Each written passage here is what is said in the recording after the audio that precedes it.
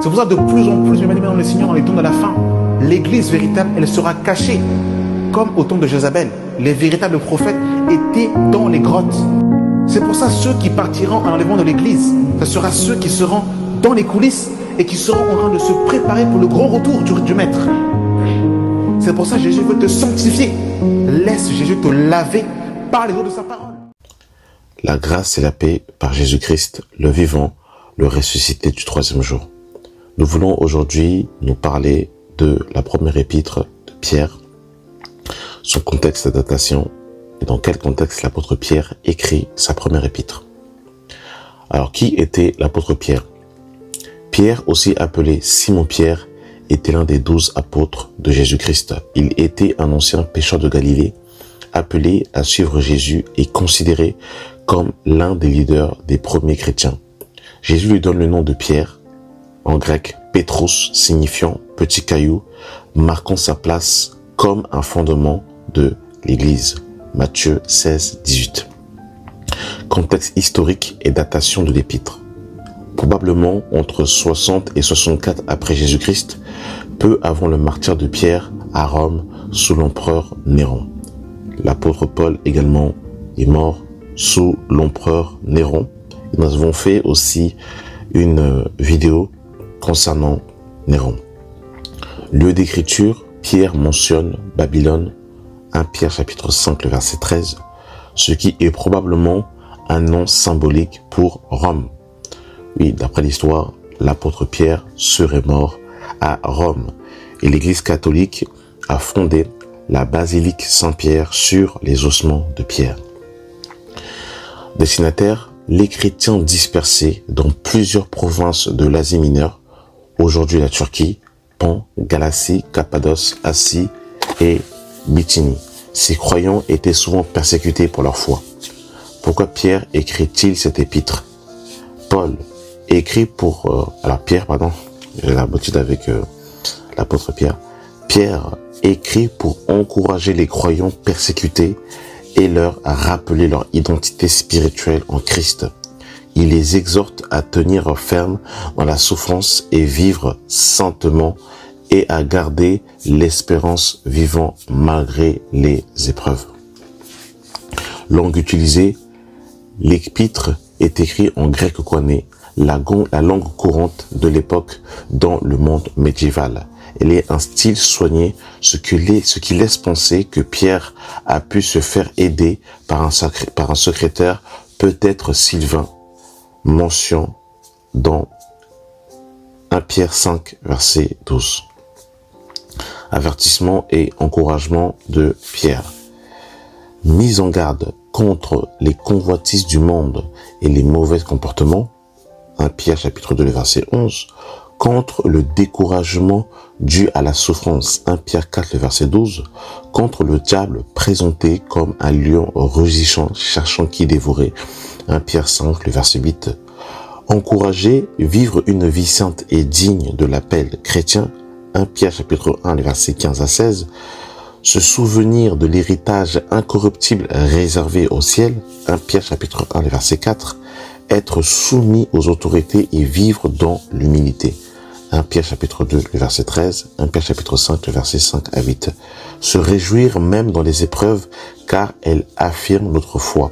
1 Pierre chapitre 1, le verset 6 à 7. Résumé chapitre par chapitre. Le chapitre 1, espérance vivante et sainteté. Pierre commence en rappelant la nouvelle naissance en Christ et l'espérance d'un héritage éternel. Il encourage à la sainteté en réponse à l'appel de Dieu.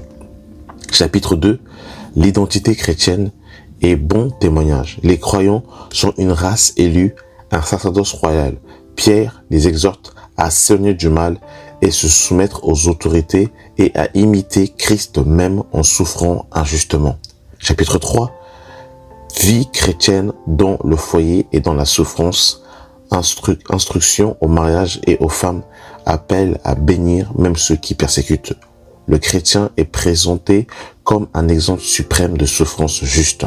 Chapitre 4. Souffrir pour Christ avec joie. Pierre encourage les croyants à ne plus vivre dans les passions humaines. Il souligne que les souffrances pour Christ sont une bénédiction et une preuve de l'Esprit de Dieu.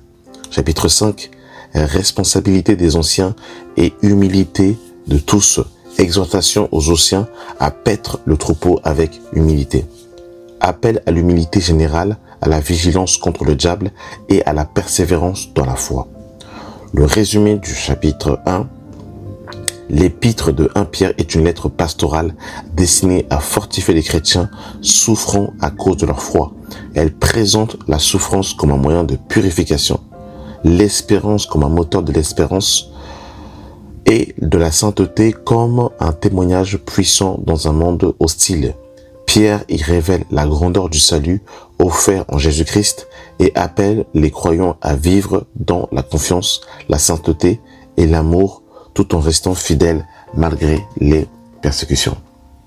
Ce qui est très intéressant avec l'apôtre Pierre, ce que l'on peut souligner, c'est qu'il a lui-même été un modèle de personnes qui ont fui la persécution lorsqu'il a renié le Seigneur à 3 reprises parce qu'il avait peur littéralement de mourir pour le Christ. Il est un symbole justement d'une personne qui est passée de la honte à la fierté de souffrir pour Christ. On le voit dans le livre de Actes chapitre 2, lors de cette prédication où 3000 âmes vont se convertir par la persécution de l'apôtre Pierre. Par la suite, l'apôtre Pierre va être mis en prison à cause de sa foi et délivré peu de temps après quand le Seigneur va envoyer un ange pour libérer l'apôtre Pierre. Et par la suite, ce même Pierre qui a fui à cause justement de la peur de mourir, il rencontre le Seigneur après sa résurrection où le Seigneur restaure. À 3 reprises, on lui posait la question, Pierre m'aimes-tu? Car ce dernier l'avait renié à 3 reprises. Et paradoxalement, par la suite, d'après l'histoire, Pierre serait mort à Rome, crucifié, la tête en bas, n'ayant pas honte de sa foi. Donc, si tu as eu par la suite, par le passé de ta vie, honte de témoigner de ta foi, l'apôtre Pierre est un exemple majeur d'une personne qui, par la suite, a eu honte de témoigner publiquement sa foi. Et par la suite, lorsqu'il est rempli du Saint-Esprit, il comprend que sa vie est le Christ et que la mort est un gain. Et il meurt par la suite pour sa foi. Ce qui est très intéressant, c'est qu'il va à plusieurs reprises présenter la persécution comme étant un gage, un sceau de la foi. Donc j'aimerais t'encourager, toi mon frère, ma sœur, qui vit des persécutions, qui vit des épreuves à cause de ta foi.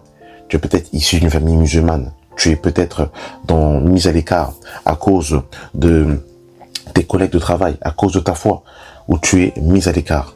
Réjouis-toi, car cela montre que l'Esprit de gloire, l'Esprit de Christ repose sur toi. La foi qui est aussi un moyen de purification, bien évidemment, dans le Seigneur. L'apôtre Pierre pourra dire que celui qui est persécuté, on a fini avec le péché. Donc c'est une manière aussi de purification. Donc j'aimerais nous encourager, bien évidemment, dans le Seigneur, à tenir ferme dans la foi et aussi, parce que l'apôtre Pierre va mettre l'accent dessus, à avoir un bon témoignage au milieu, bien évidemment, le Seigneur, de cette génération perverse et corrompue, afin que là où nous sommes calomniés injustement, que les gens se souviennent de notre témoignage lorsque Christ les visitera. Amen. Merci d'avoir pris le temps d'écouter cet audio et que la paix de Christ soit votre partage. Amen.